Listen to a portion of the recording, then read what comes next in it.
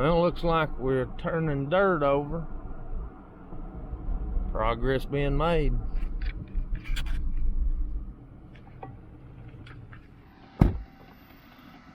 Well, the dust is flying.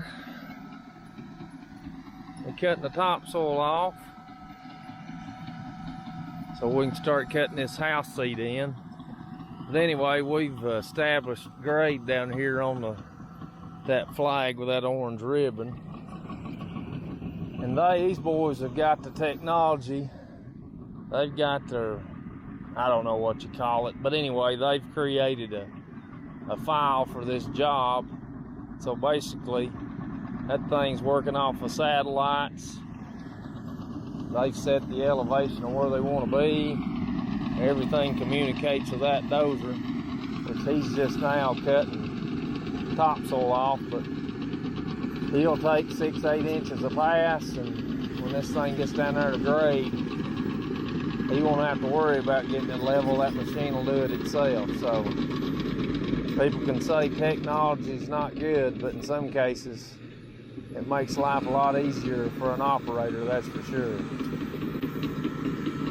They've got a D6N. I think that's a LG or LGP, I guess low ground pressure. But anyway, we're going to cut this pad. The house we're going to build is about the time we build the house and the garage behind it. It's going to be about 112 foot deep. So basically what we're going to do is we're going to start here with grade, which is the pad. We're going to build it on a slab.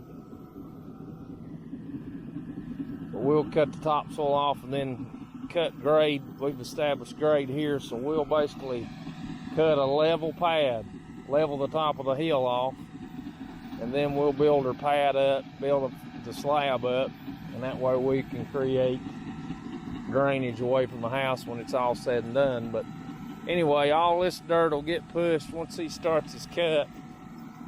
He'll push this around, and where the vehicle's sitting there, that's the way the driveway will come. And if you can tell where that's been mowed, that road, we're building it sort of in the natural drainage way, but we're going to build that and elevate that road, and we'll blend everything back into the hill on both sides. But we'll create water, a ditch down each side where the water can run down, which I'll catch it down to the bottom of the hill and take it back under the road and run it down the pond. But anyway, I'm gonna build this road up,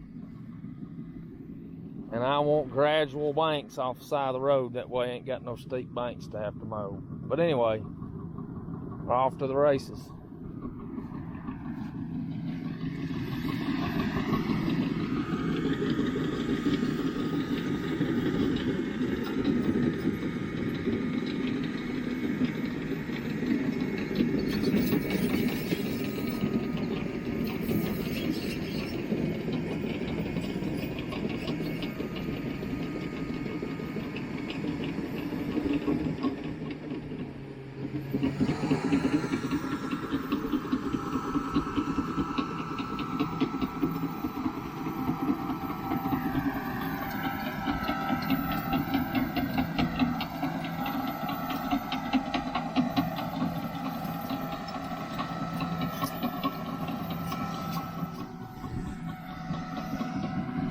I'd say you give him a good day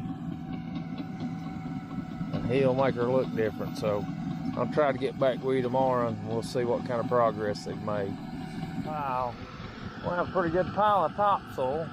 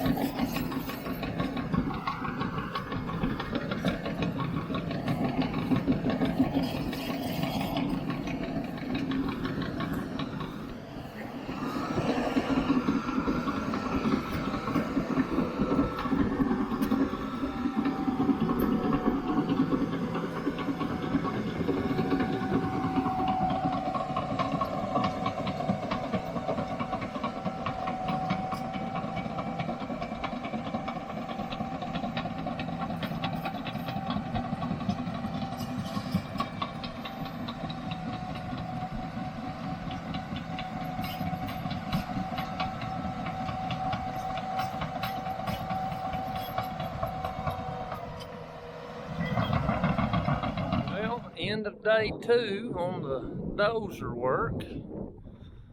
Starting to get us a pad up here built. Kids got them a topsoil pile to play on. Kristen, you did a pretty good job running that dozer today.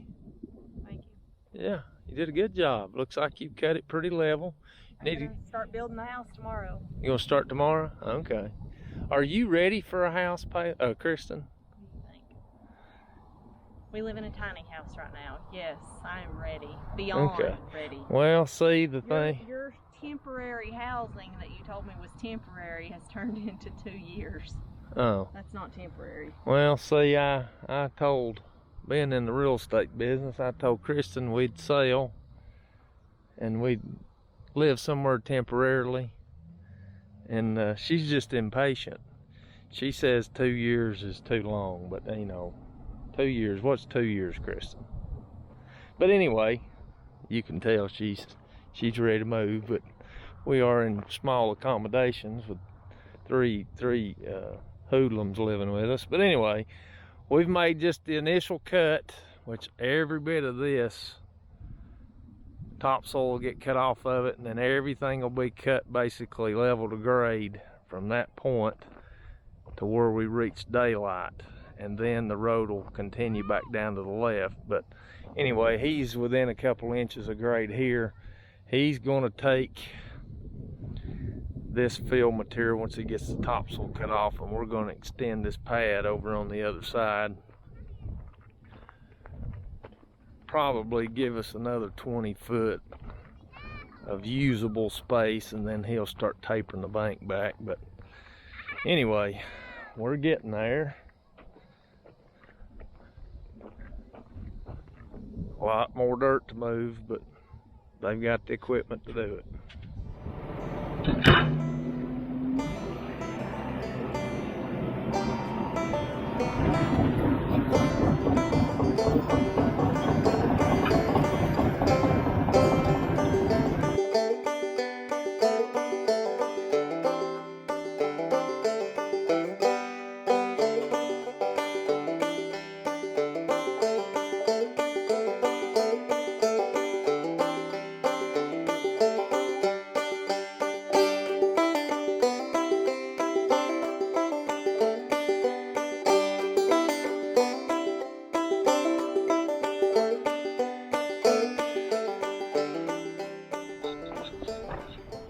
Well, we got something to roll her pad in. I think that ought to do it. All right, what we got here is we got our house seat cut in. We thought we'd cut out the daylight here, but it turns out that we're gonna have a little field here for the house seat, but I don't want any steps. I don't want any steps coming in this house. I want it to be, you can walk in the garage, walk into the house, walk out the front door, and not have to climb one step. So we ended up having to backfill this a little bit, but Wayne run the machine. He's wanting to, he just roughed this in here so we could get an idea elevation, but what he's gonna do is he's gonna cut a shelf here. Right here where he started digging, he's on virgin ground there. So this, what he's cutting out was backfill. So he's gonna cut a shelf in here and push it down off the bank, make the pad a little bigger, and then we'll start bringing the dirt from over here at this side, filling it in small lifts, and then we'll run that packer over it. Sheep's foot, well, it ain't a sheep's foot, I guess, but anyway, it'll pack it in lifts, so that way we'll have everything packed tight. The house won't be sitting on this area, but the porch will be, so I feel a little better with it being compacted in. So anyway, progress being made.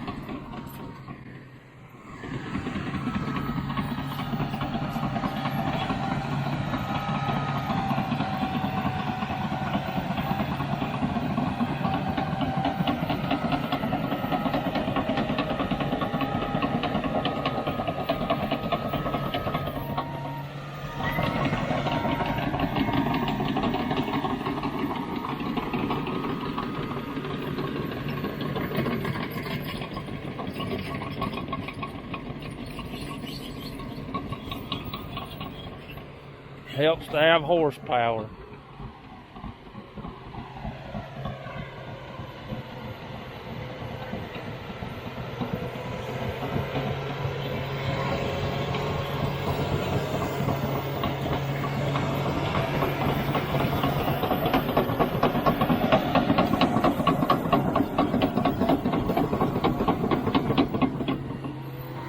Well, at the end of another day, he's pretty well got her house pad cut out.